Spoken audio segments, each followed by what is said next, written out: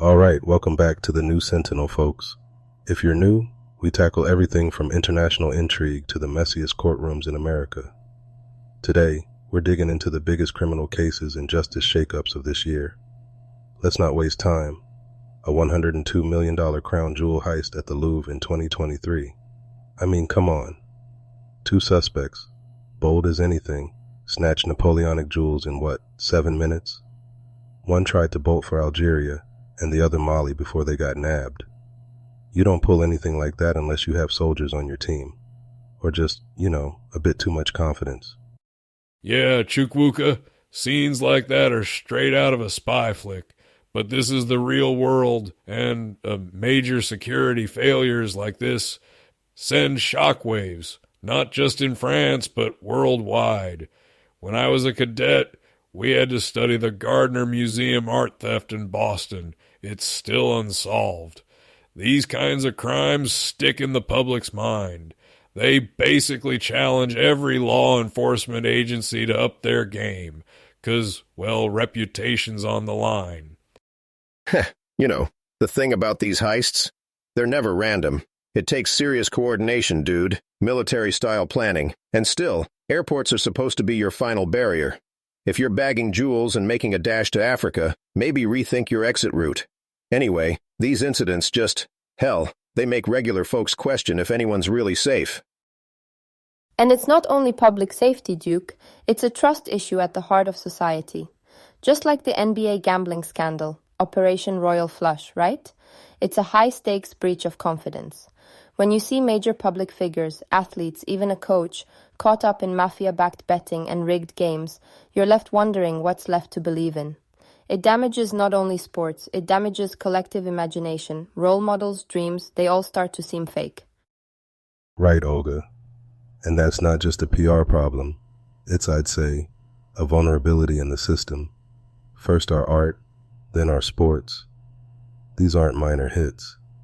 Anytime organized crime pokes a hole in these institutions, it's like, what's next? Parliament? Maybe I exaggerate, but public trust? Once you lose it, it's hard to get it back. Couldn't agree more. It's like a domino effect. I always say these iconic crimes, they get dramatized on TV, but they also light a fire under law enforcement. And, sometimes create a push for new tech, better training. But, where was I going? Oh yeah, they test the system's very core, Whether it's jewels or the NBA, it all comes down to culture and resilience, both for the enforcers and for regular folks watching from the sidelines. I'll just say, nothing moves the needle like a good scandal, right? I mean, you want to see change, watch what happens when someone hits the big leagues, jewels, sports, whatever. It's all about the reaction, not just the crime itself. Speaking of reactions and public outrage, I want to turn to the trial of Sean Grayson, the former deputy in Illinois.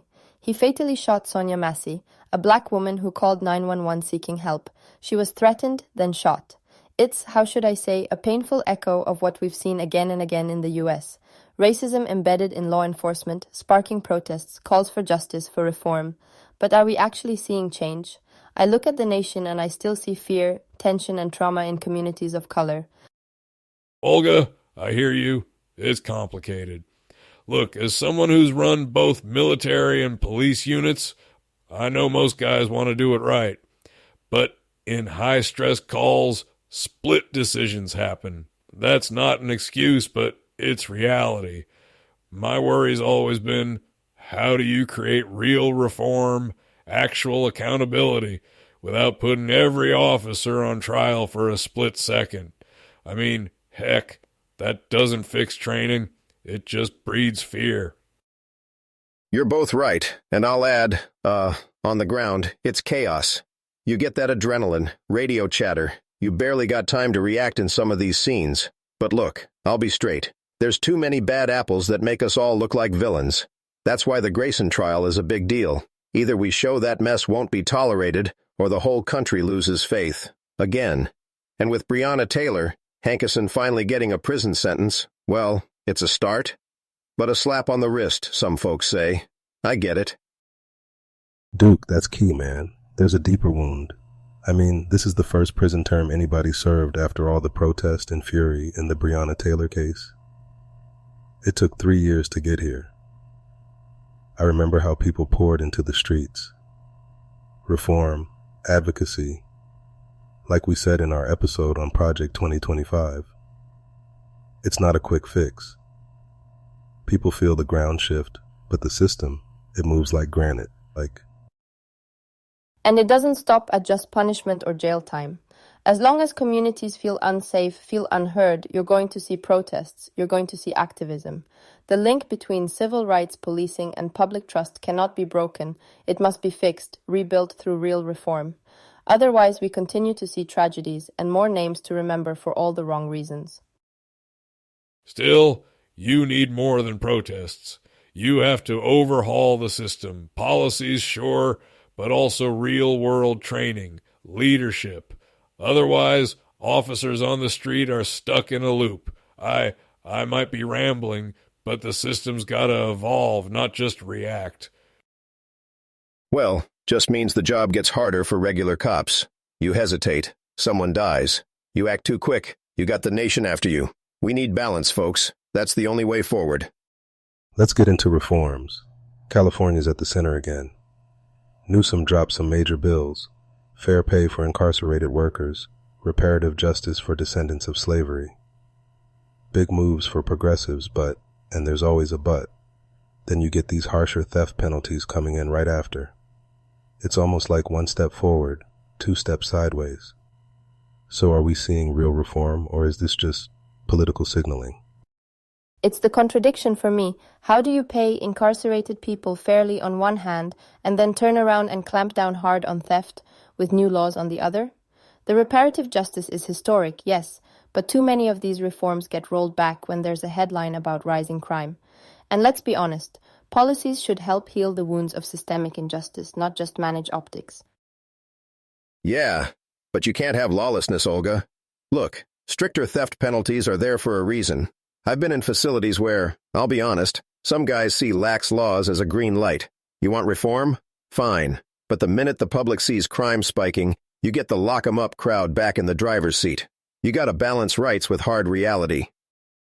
And now you got Trump ordering Alcatraz to reopen, supposed to be a fortress for worst of the worst. I've seen old prisons and, phew, let me tell you, you don't want to repeat history. Not to get on a tangent, but the infrastructure costs alone, plus the human rights argument, this is going to become a sticking point between the hardliners and the, well, what we'll call the reform camp. Major, you're taking me back. When I was stationed overseas, I reviewed some old British colonial prisons. Archaic stuff, honestly. But what sticks is, those policies linger for generations. If reforms don't account for the bigger picture, you just recycle the same old issues. New prison, old problems, round and round. And now, Supreme Court says, with Barnes v. Felix, police use of force must be viewed from a totality of circumstances. That's big. Could reshape litigation for police across the country. Maybe for the better, maybe not. Time will tell. It's a moment of reckoning, and perhaps for once we'll see the system shift, less about vengeance, more about justice. Even with setbacks, people are watching, organizing, demanding more. Well, let's hope we end up smarter, not just angrier. Gotta get the security piece right, but keep the freedom piece in the picture too. That's the puzzle. I couldn't have said it better, Duke. That's all for today, listeners. If you liked our deep dive, stick with us for the next episode. We've only scratched the surface of justice and accountability. Major, Olga, Duke, it's been enlightening as always. Pleasure digging in with y'all. Stay sharp and keep asking questions, folks. Thank you, everyone. Stay engaged, stay hopeful. Justice is a journey. All right, team, we're out. Take care, be safe. Mission continues next time.